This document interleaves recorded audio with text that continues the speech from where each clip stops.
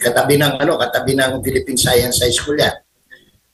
Primerong araw pa lang niya, sinasalubong siya ng mga newsman, nakaganon siya, oops, walang muna, padaanin niyo ko. Di ba? Parang gano'n, parang dadaan ng hari. Oh. So, pagkatapos sabi niya, magtatanggal siya ng ilang daang empleyado yun ng ombudsman. So, you're sending already a wrong message. So, kahit alam ng mga tao na mali yung sinasabi niya, hindi siya sinisita, hindi siya sinasabihan, sir, mali ho kayo, matagal na na-dismiss yan. Hindi lang ginawa yun dahil sa,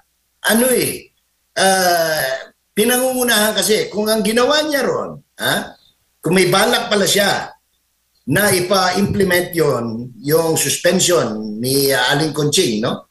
Noong panahon na siya pa ang ombudsman, sana tinawag niya yung sa records department, o i-check nyo nga itong record ni former party list congressman Joel Villanueva, who was implicated in Dinapolis at saka doon sa fertilizer scam ba yun, no? Check nyo nga kung standing pa ba yung order ni Ombudsman, anong pangalan nito?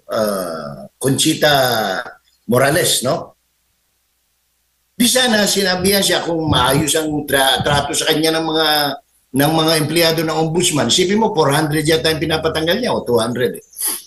Di sana nasabihan siya, Sir Boying, matagal na na-dismiss yan.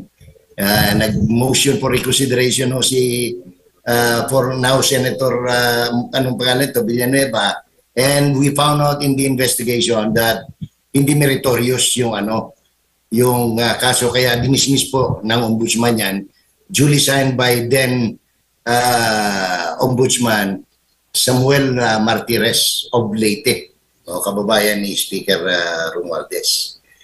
Sana hindi siya napahiya. Hindi. Presscon. Meron tayong magandang balita. Hingin ko kay Senator Tuta Soto, Tito Soto pala, na implement yung tawag ito, yung dismissal ni Joel Villanueva. Siyempre, alam mo naman yung mainstream media, takaw fake news di ba? Anong tawag ito? Labas, headline.